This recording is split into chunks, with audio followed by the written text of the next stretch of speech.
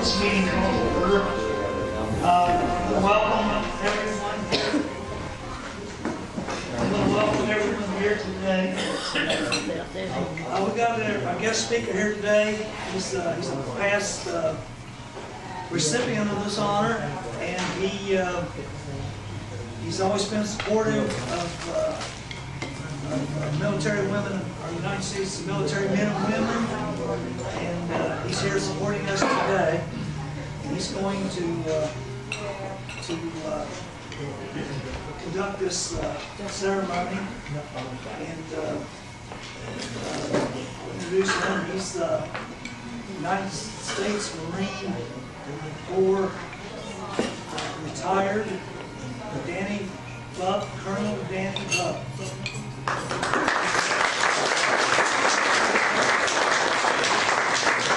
All right, how's everybody today? All right. Isn't it great to be an American? Yes. I tell you, this week, when the news came out about those children, women, and men being killed with sarin gas, I thought the world has got to do something about this. And finally, we got a president that did something about it. You know, nobody likes a bully, and this world has seen too many bullies around. And maybe they're going to get the lesson that somebody will finally stand up to them and protect women and children. Innocent little babies dying because of someone that wants to control a space in the world. Anyway, we do not have our president today here with us, Matthew. We do not have our representative, Doug Green. There was a death in his family and he couldn't be here today. But that's the bad news. The good news is the Sergeant Major Kokensparger is going to sing our national anthem today. I'll do it in sign language. What do you young Marines up here think about that? Be careful now. Be careful now. No, we're going to have the colors. I tell you, this is awesome seeing these young men up here and having our colors. You know, the Sergeant Major is retiring this year. He did 30 years on active duty in the Marine Corps, and he retired there, come straight to Ripley, Ohio, and has been conducting the ROTC program down at Ripley High School there, and making a difference in a lot of young men and women's lives. And right here, there are 4 of them that he's been helping. But he's retired, moving on to something else. And Sergeant Major, I am going to, I tell you, I know fair winds, calm seas, all that stuff. And we all, nothing lasts forever, but we're going to miss you. Aren't we going to miss him?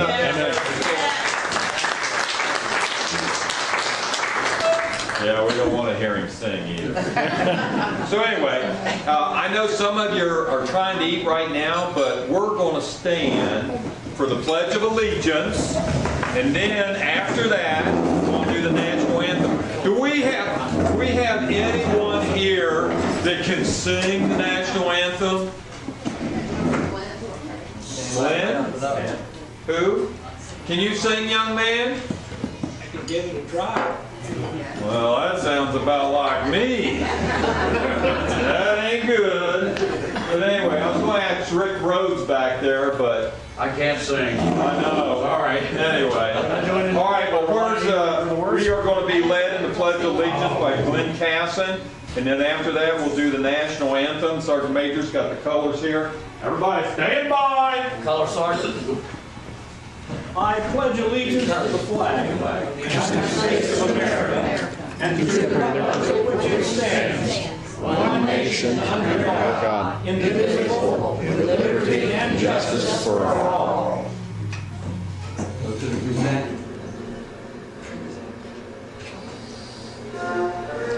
Can you see by the dawn's early light what so proudly we hailed at the twilight's last gleaming, whose broad stripes and bright stars through the perilous fight o'er the as we watched were so gallantly streaming, and the rockets' red glare, the bombs bursting in air, gave proof through the night that the flag was still there. They cannon the spangled banner yet wave, the land of the free and the home of the brave.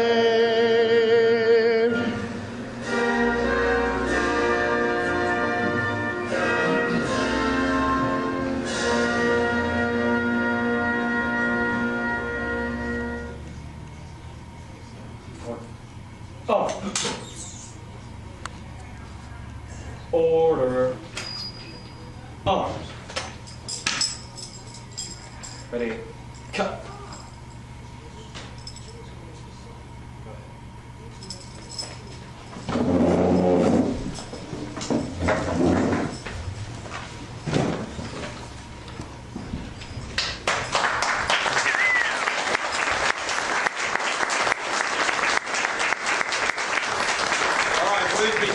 Was that awesome or what? Thank you, Ripley Union, Lewis, Huntington High School, Marine Corps, Reserve Officer Training Corps, Cadets. All right.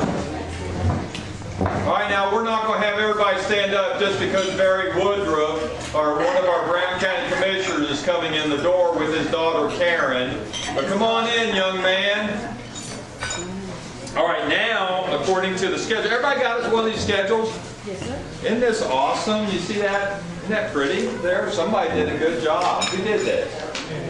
Sandy did these. Sandy, thank you very much. Awesome job. All right, we're going to have the Fallen Soldiers table next. And Ken Williamson, you are going to provide that for us. Ladies and gentlemen, Ken Williamson. Welcome, sir.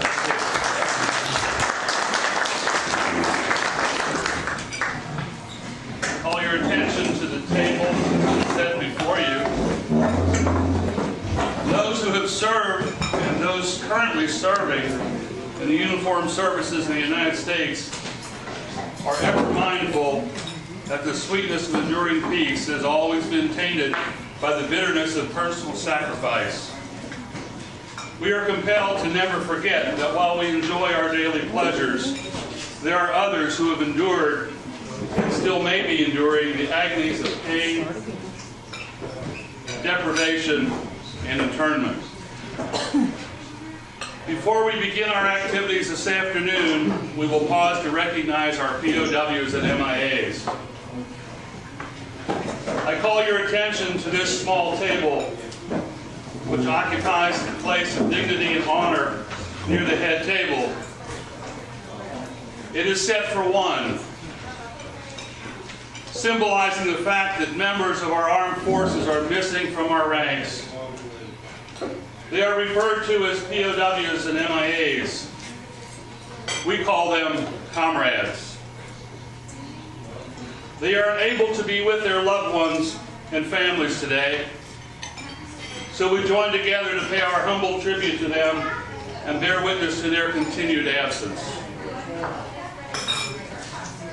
The table is set for one, symbolizing the frailty of one prisoner alone against his or her suppressors. The tablecloth is white, symbolic of the purity of their intentions to respond to their country's call to arms. The single red rose in the base signifies the blood they may have shed in sacrifice to ensure the freedom of our beloved United States of America. The rose reminds us of the family and friends of our missing comrades who keep the faith while awaiting their return. The yellow ribbon on the base represents the yellow ribbons worn on the lapels of the thousands who demand an unyielding determination, a proper accounting for our comrades who are not among us tonight. A slice of lemon on the plate reminds us of their bitter fate. The salt sprinkled on the plate reminds of us the countless fallen tears of the families they wait. The glass is inverted. They cannot toast with us tonight. The chair is empty. They are not here. The candle is representative of the light of hope which lives in our hearts to illuminate their way home, away from their captors, to the open arms of a grateful nation. The Bible is open to Psalm 23. Let us pray to the Supreme Commander that all of our comrades will soon be back within our ranks. And let us remember and never forget their sacrifices. May God forever watch over them and protect them and their families. Amen, brother.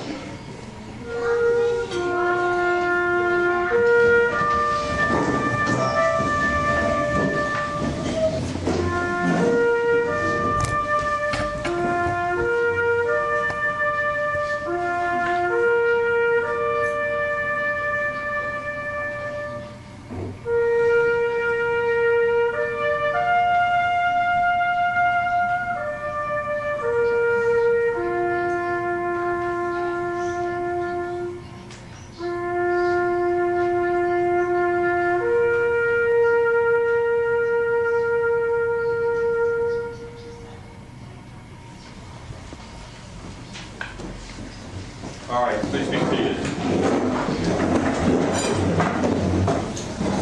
You know, every time I hear that task, and I'm sure that everyone that served, just like I, remember those that went on before us that have served. Those are no longer with us, but did so much to make a difference.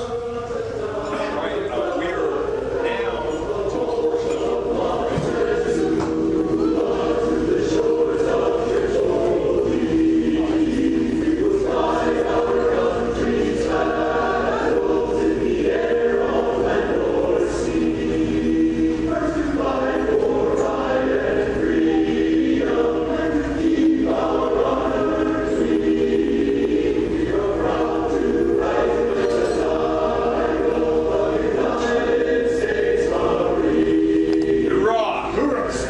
when they play your service song.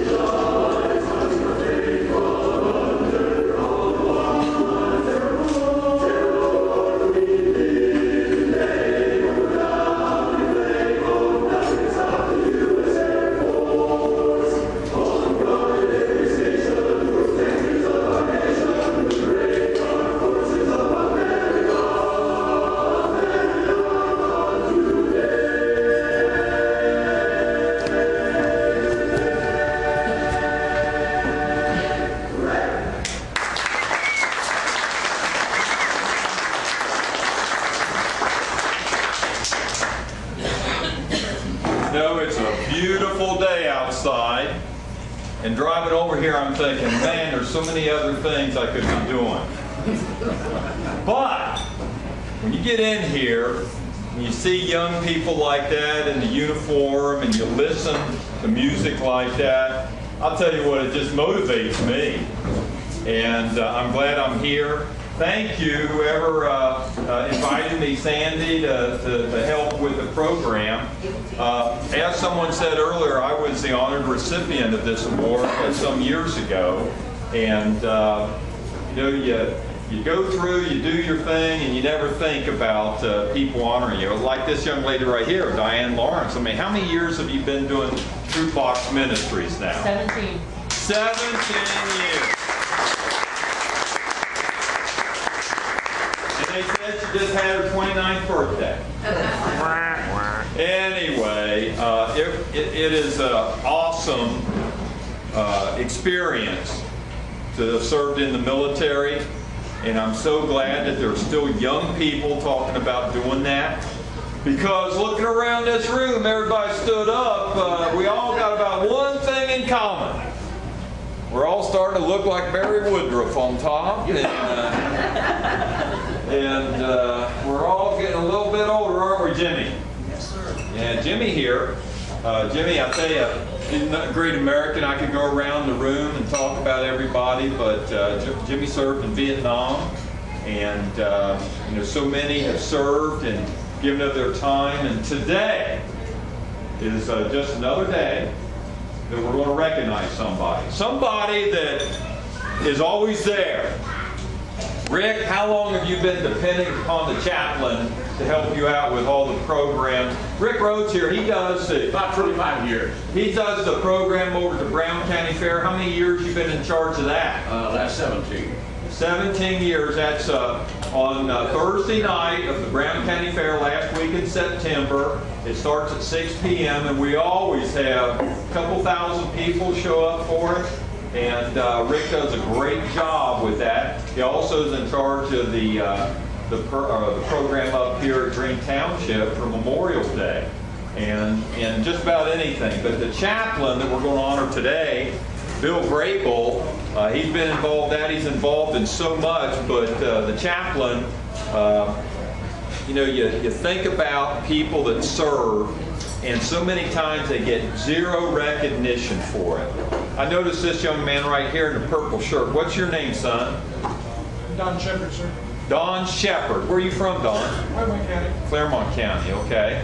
I noticed that you stood for a couple of the songs. Does that mean that you wanted to be in one of the others, or were you actually in two different services? I served in both, sir. All right, you were in the Air Force and the Army. All right, which one was first? Air Force. You got rid of those guys and went in the Army then, huh? Yes, sir. All right, anybody else here serve in two different branches of our military? All right, how many of you wanted to serve in the Marines? The Sergeant Major, we always get those, don't we? Yeah, sure. I got a young man right now at boot camp. He's from Russellville. His name's Luke Woolard, and I think he's in his 10th week down there. But his brother went in the Navy, and the Navy recruit training's 8 weeks up at Great Lakes, and so he did that. He was home, I think, before they noticed he was gone. But I'm joking. But anyway, his brother is 13 weeks Sergeant Major down Paris Island, and my goodness, those are days that we don't want to go back to, do we? Anyway, this young man, come on up here, Chaplain. This young man went into the Army back in the 60s, and he had the opportunity. He served in Germany. He was here stateside for a while. Served in Germany, and then they said, "Hey, Lucky, your number's come up. You get to go to the Asian paradise called Vietnam." Yeah, and so he went over there, and I've got a little bio on him, and he puts in here when he came back in 1969. Of course, Tet was in '68, but in '69, anybody remember what was going on in the United States back then? Woodstock, and just like today, and I was watching the news this morning, protests in so many different places. Back then there were protests. And he had a little note here, it was not a good time to have been in the military. You come back, going through the airport, and things happening to military service members that we should be ashamed of. When I come back from Iraq, if you're in an airport, people want to buy you coffee and different things, you know, and thank you for your service and so forth. Totally different than it was back then, and a sad portion of our life. But come back, and he's been involved in so much. How many of you know about the Vietnam Wall coming right here to Brown County, Ohio? And all right, good. Everybody, you need to put that on your calendar. May 11th. Comes in May the 10th. If they set it up, maybe the program starts 3 to 4 days. And that's going to be right here in Georgetown, Ohio at the fairgrounds.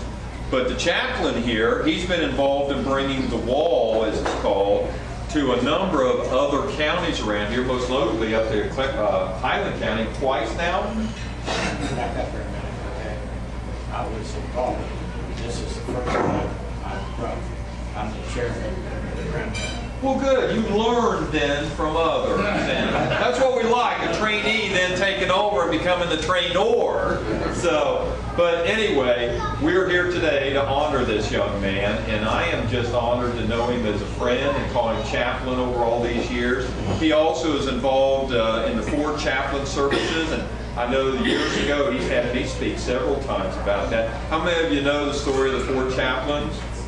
You know, we would hope that everybody has heard that story. Just an unbelievable story about heroism and love of fellow man that those 4 chaplains displayed. And it didn't matter what their background was or their religious beliefs.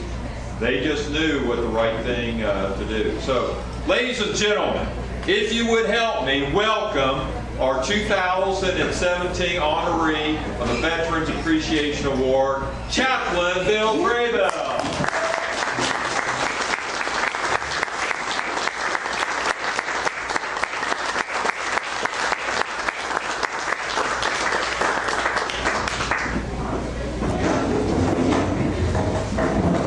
Now, what am I supposed to do?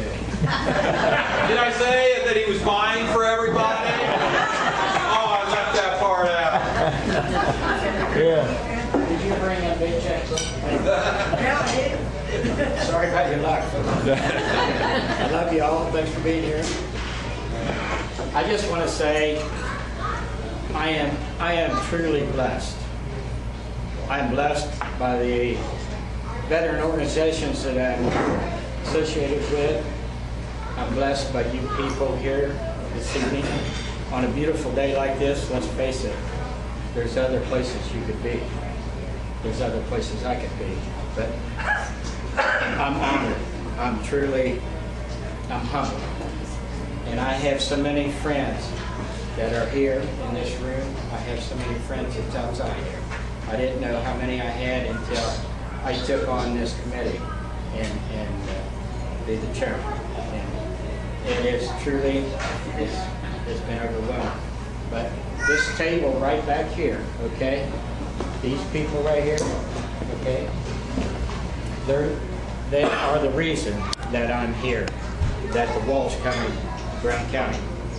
Because in 2015, when we had the wall in Hillsborough for the second time up there, these people told me, I opened up my mouth and mentioned, I said, we need to bring that wall to Brown County. And they said, if you head it up, we will support you.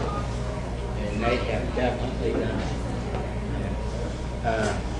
I've had so much support. You know, I had people told me, they said, man, you'll never get that many funds in Brown County. You'll never have that many people to support you. Well, I can't say all the funds come from Brown County. Just a small story here. The first person that comes to my meeting, the first meeting I had in 2015 of November, a man come in there, he asked me, he said, Bill, how much money do you need just to schedule the wall? I said, I need over $4,000 just for them to talk to me, just to schedule. He looked at his wife and he said, write Bill out a check for $5,000. Now,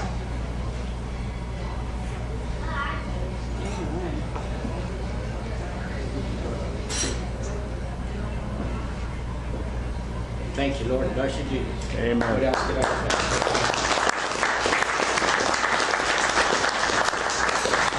I've had so many. You know, this young lady right here, God love her. I mean, what has she done for that wall in our committee? God bless her, man. And I mean it from the bottom of my heart. I have no idea. I mean, you know, the organizations here, Ken Williamson from Vietnam Veterans 649 from Fremont County, they've supported. I can go around this table. George Kinney back here, Phoenix Phase, Hyde, okay? He's a commander of the American Legion Post 180 Georgetown. They've supported me fantastic. You know, it goes on and on. Rick Rhodes back here today. And Rick Lyer, the guy standing up there. Okay? Those people, you know, I've had so much pain, Sandy, Bob, you know, I can go on and on, you know. But I'm humbled, you know. I told somebody the other day, I said, there ain't no way, I should have started this earlier, because I'm not going to live long enough to pay everybody back. Yeah. I mean, it's, you know, it's a blessing, no doubt about it. I thank you. God bless you.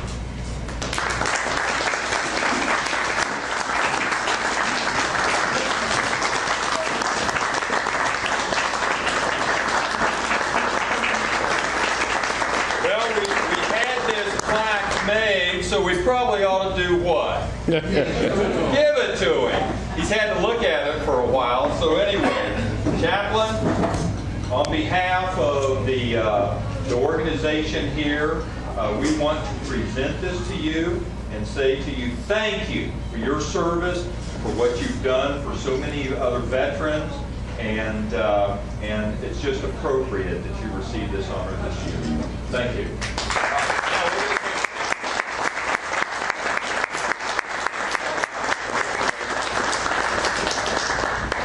Now, what we'd like to do next is have Sergeant Major come up here and talk to us for a few minutes about the ROTC program down at Ripley.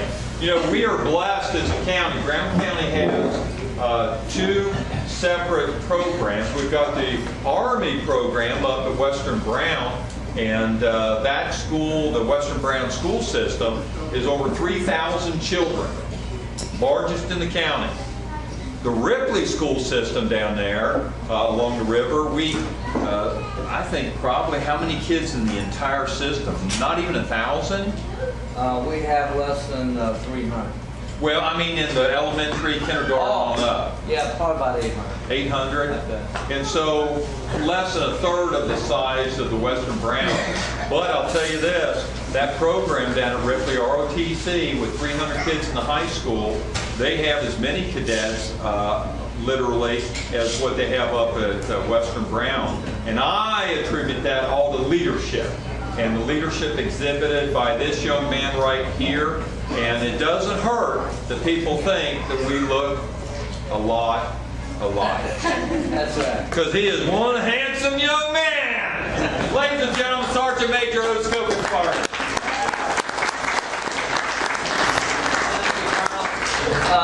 I was asked just to give a little brief history on ROTCs, and I was more than happy to do that, so I'll keep it very, very brief because there's a huge timeline about ROT's existence that people don't even know about.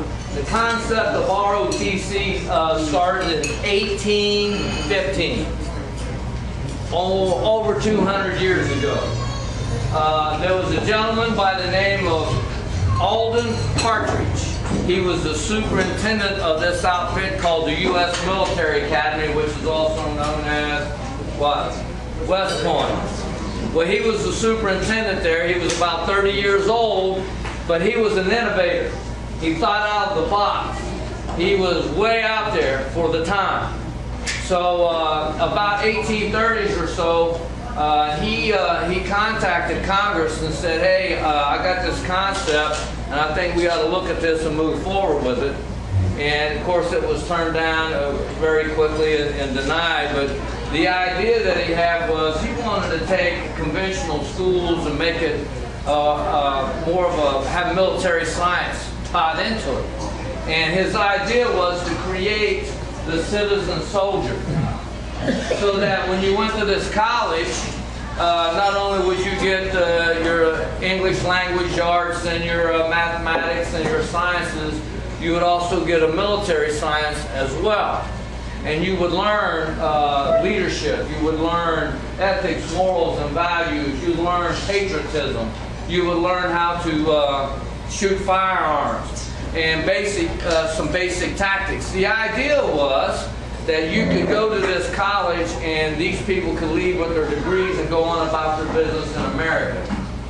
Now you got to remember, in the 1800s, about 1830s, America was still fresh and new, and we'd been through the Revolutionary War, the War of 1812, and skirmishes such as that.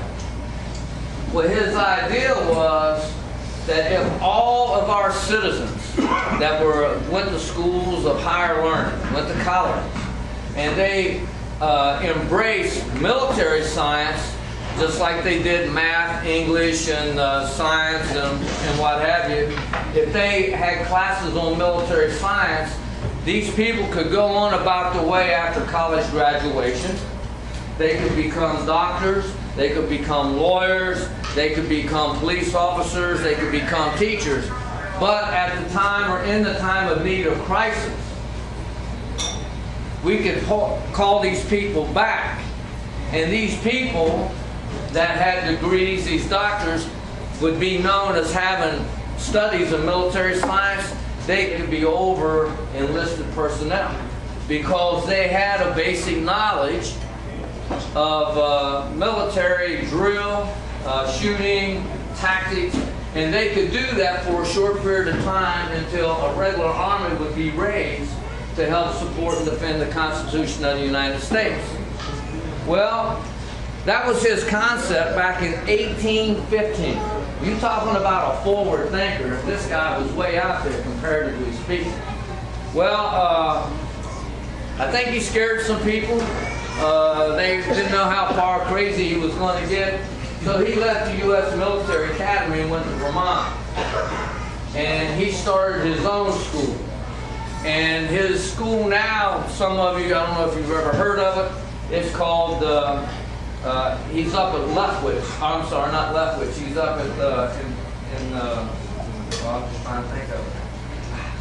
He's in Vermont. Well, I'll think of it here in a second.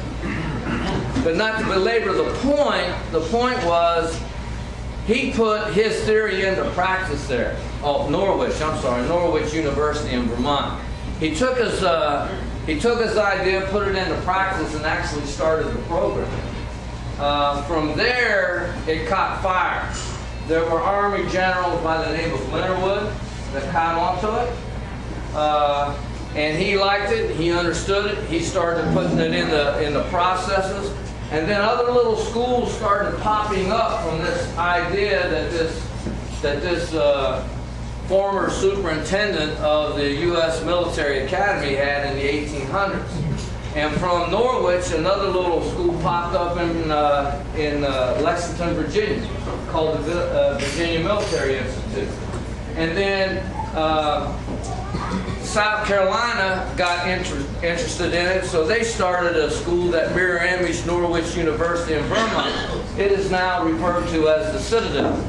So we have the Virginia Military Institute, the Citadel, Norwich University. All these schools are come from Alden Partridge's concept back in 1815. Well, 1916 is when they actually had to put into an act in Congress that said we were going to have these schools. So it's actually been 101 years since the actual schools started coming full blown in America. 1930s, the idea of a junior ROTC took effect. And it was not so much the concept that these kids in high school would go on and lead people in combat once they graduate high school, but the idea was to implement the military science. But the focus was going to be on this: patriotism,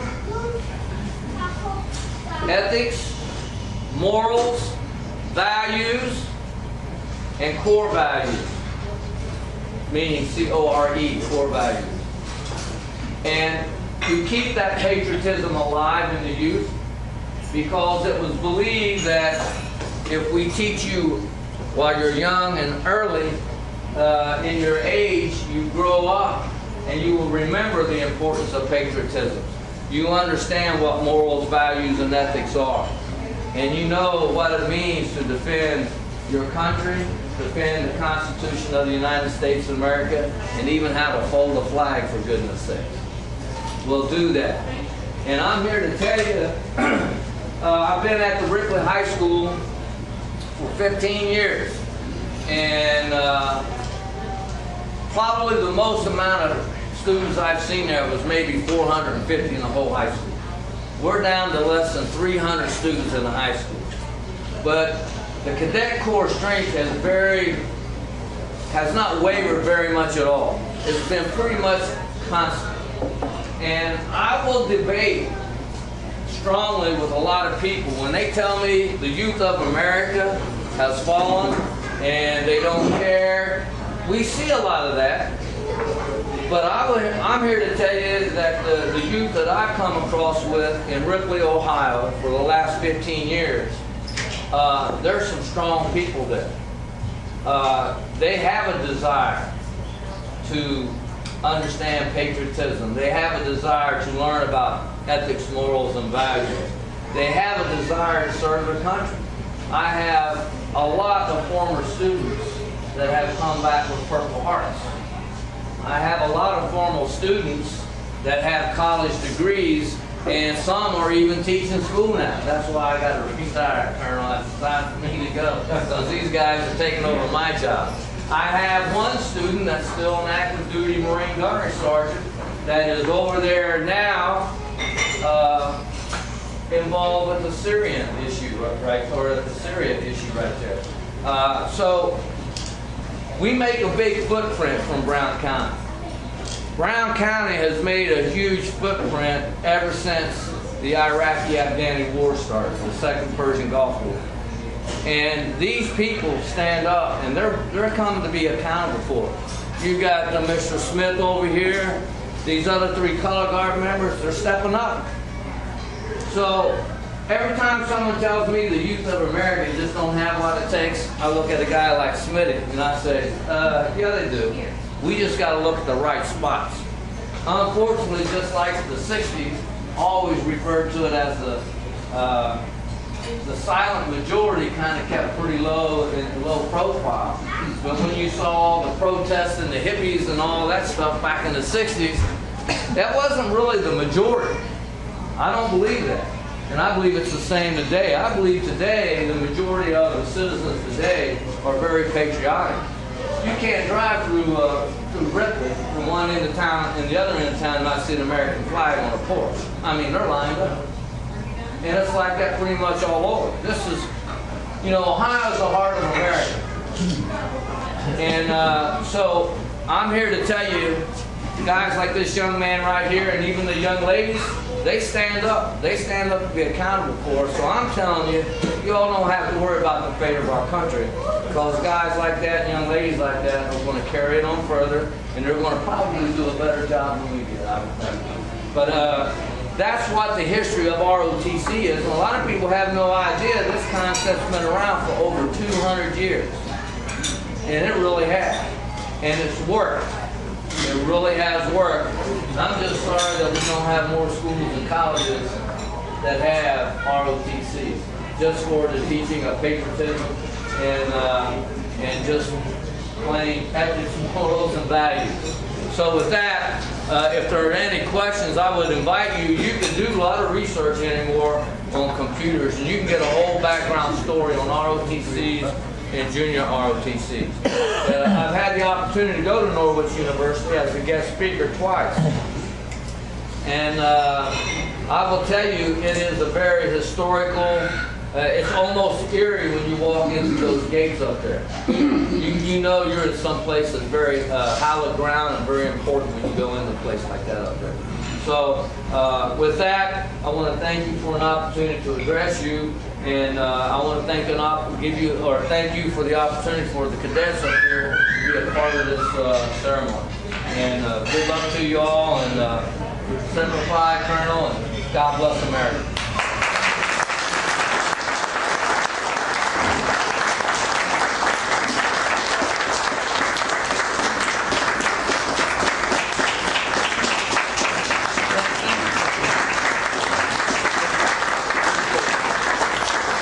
All right, you can see why that young man has been invited to speak here, can't you?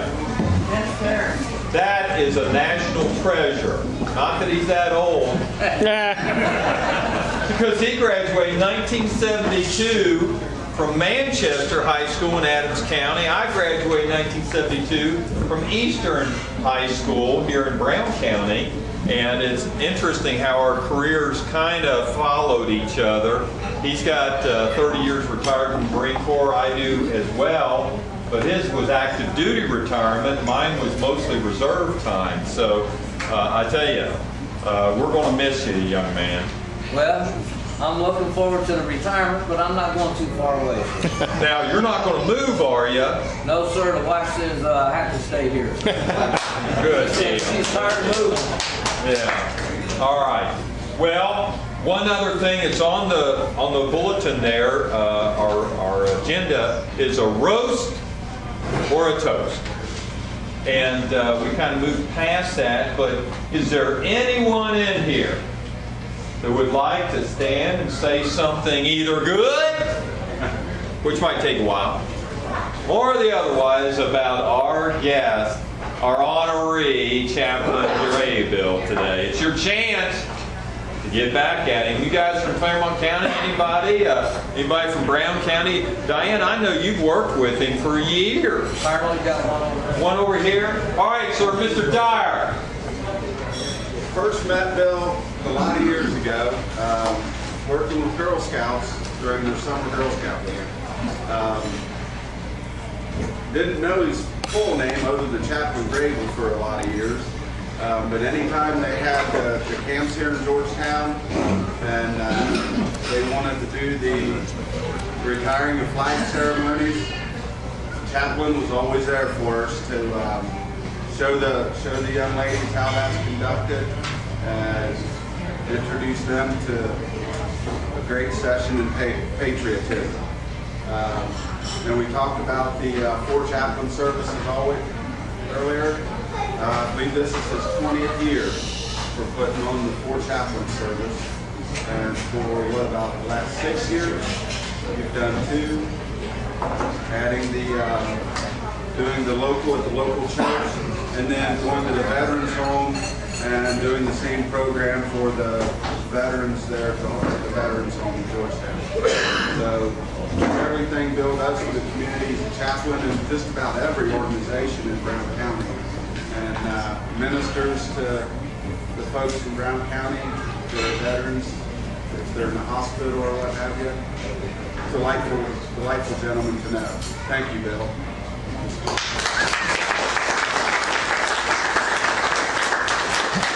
All right, young man, you wish to opine on the chaplain? I do. On behalf of the members of 649, I'd like to say thank you to you for all your service. Bill gets to more counties than just this one, because he's the chaplain of our chapter 649 and a dedicated member in Claremont County. So thank you, Bill. Others. George McKinney, you haven't said anything today. That's unusual. Danny. Yes. That's good. That's good. Oh, it's a roast of George McKinney by the chaplain. Colonel, thank you. And I am Wyatt, and I was going to try to honor them. Oh, yeah, it's hard, isn't it? And it's, I just had a little something to eat, and I'm sorry if I have to excuse myself, but Phil, you and I have had a relationship now for a short period of time at the Legion in Georgetown. And we've always managed to pick apart each other on a regular routine basis upon our meeting. And I'm going to pass today. So you are welcome, sir. All right, anyone else? There is miracle. Yes, ma'am. Hello. I don't know you personally, sir, but on behalf of all of my fellow veterans, my community members, and all those who have lost members of their family and haven't had a chance to be able to see the Vietnam Wall, I just want to thank you from all of us, because this is such an amazing gift that you're giving to our community. So I thank you, and I salute you, sir. God bless you.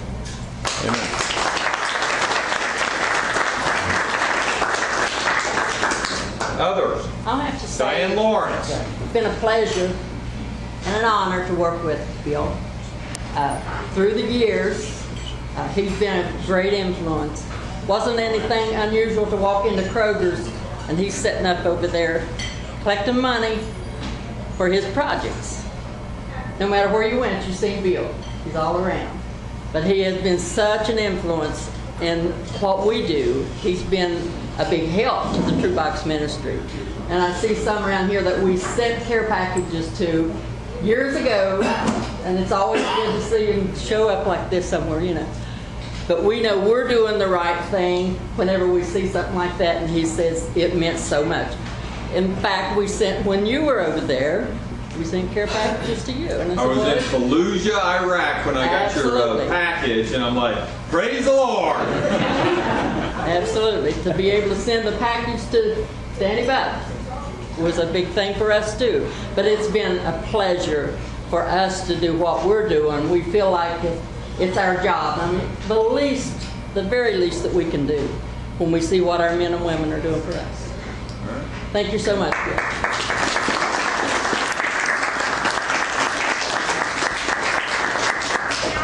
Say one other thing. I'd like to give a big shout out and thank you to Rhodes for helping keep him on schedule and being his electronic, his computer guy, and everything she does to help Bill. And that's an overwhelming task. And thank you.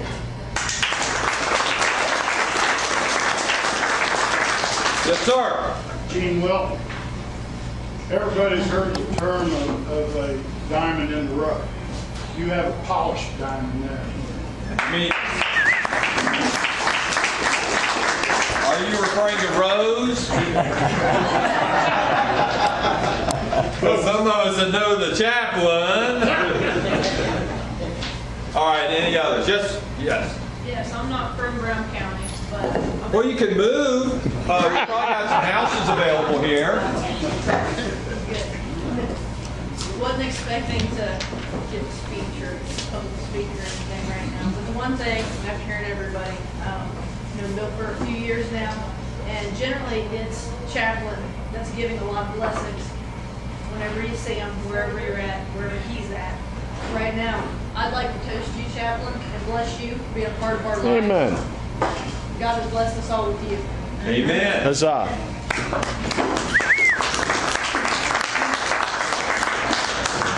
Anyone else? Jimmy Heil. Yes, just one specific thing. Bill's Rose done so much over the years. I've been around to see it, firsthand, and so thankful for it. And, years ago, Bill and I worked together at the mill, and he done a veterans program there every year. Got the guys and gals together. It was a nice event. Nice to thank you.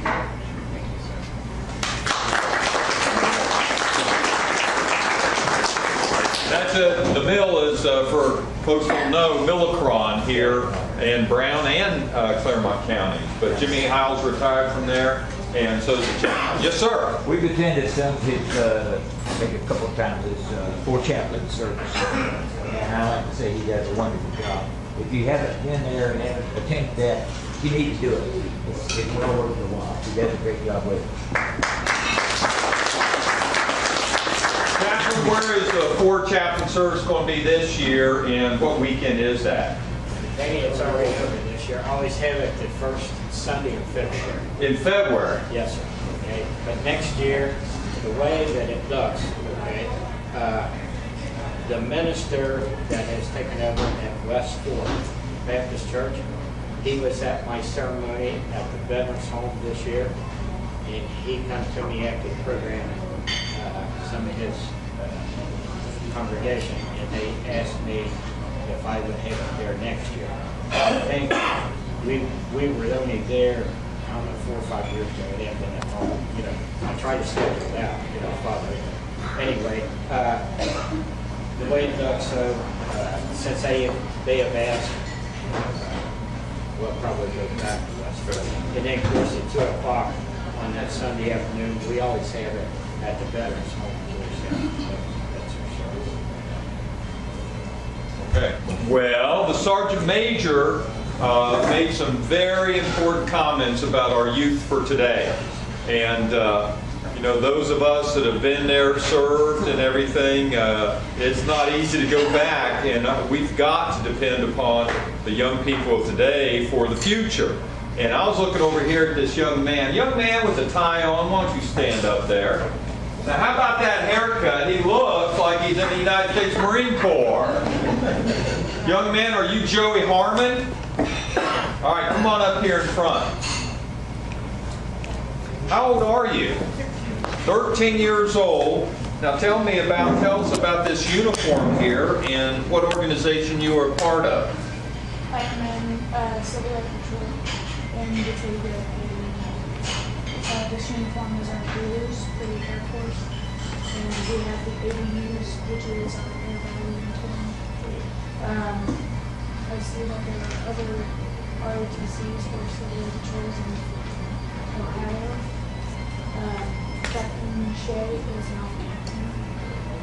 In the Air Force, we learn a lot about holding the flag, like he said. Sergeant Major. Sergeant Major.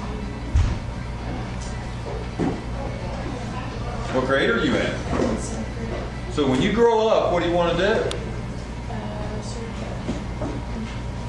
In the Air Force? All right, where's my Air Force folks out here? Who served in the Air Force? All right, we've got several here, but how about this young man? Is that pretty cool?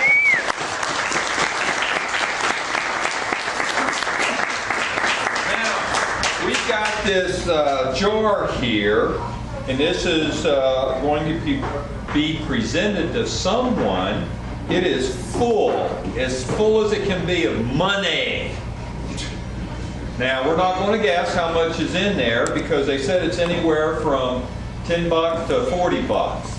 But anyway, what we're going to do here without breaking it, we've got everybody's name. Does everybody put their name on one of these little Post-it notes? And did we get one from everybody? No. No. Okay. Do we have any Post-it notes left? All right. Here's Post-it. All right. And who needs a pen? Because we're going to have this young man here draw the winner, and if it's an Air Force guy, we'll say congratulations. What attracted you to the Air Force, young man? I just thought Jets are pretty cool. Have you guys been following what's going on with the drone programs and everything? There's more of a need now for individuals to pilot the drones than there is for real jets. Because these drones are everywhere. And I seen one over at Lake Winoka the other day, and I'm thinking, I don't know about that. I was running the 5K race last fall while we get these Post-it notes.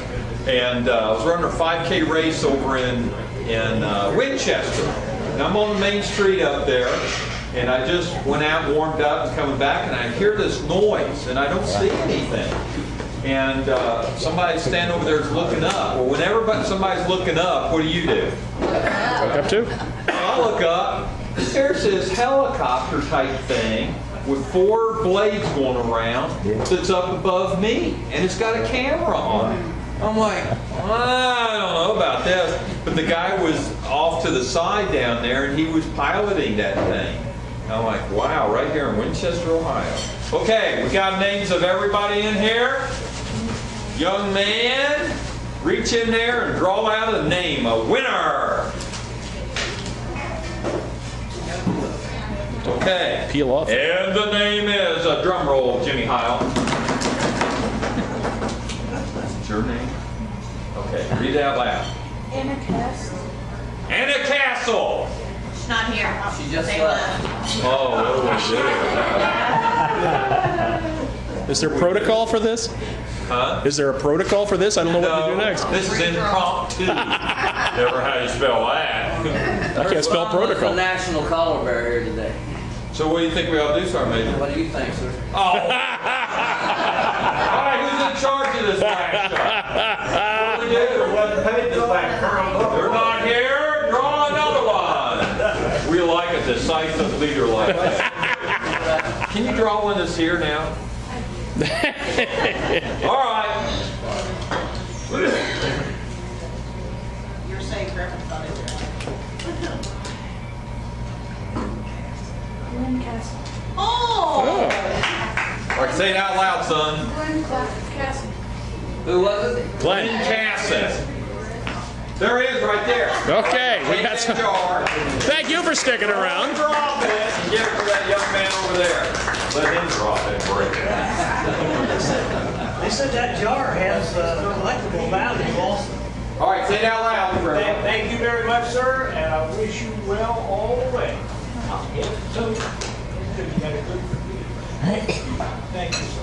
All right, how about Joey Harmon?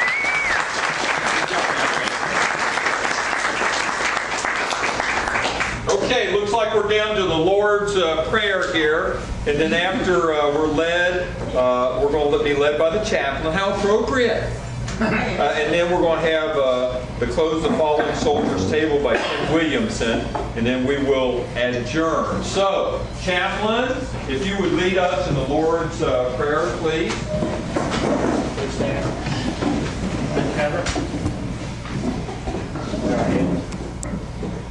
Our Father, who art in heaven, hallowed be thy name. Thy kingdom come, thy will be done, on earth as it is in heaven. Give us this day our daily bread, and forgive us our trespasses, as we forgive those who trespass against us. And lead us not into temptation, but deliver us from evil. For thine is the kingdom, and the power, and the glory forever and ever. Amen. And Williamson. On behalf of those not with us today, it is my honor to present you who is with us. Thank you.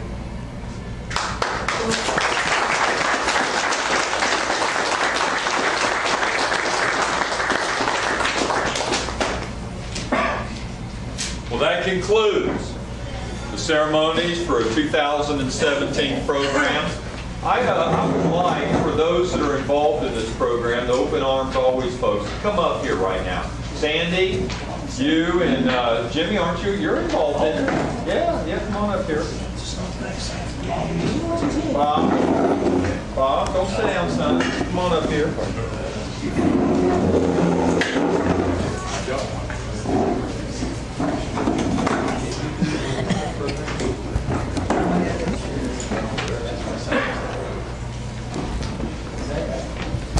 Okay, you're going to have to get in closer like you like each other or something.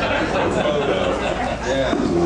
Like each other. All right, these are the guys, that put this program together. And I'll tell you, it's harder and harder as the years go by to find volunteers. Oh, hey. My hair straight? Both of them? It's harder and harder to find people to volunteer to do stuff like this. And you guys know Troop Box Ministries, the Brown County Tea Party, the fair, the Memorial Day, whatever. It's hard to find volunteers. So many of our age are passing. I get the Brown County Press every week, and first thing I look in the obituaries. You know, how many do I know that are in there? And a lot of them are younger than me. And so when you've got folks like this that are willing to remember our veterans, and that's what I'm so happy to see, some of the changes coming to veterans, the VA, the veterans hospitals, and that we need to take care of our veterans. And these folks do a wonderful job. So I wanted us to recognize them today for what they do for us. Thank you. Thank you, thank you.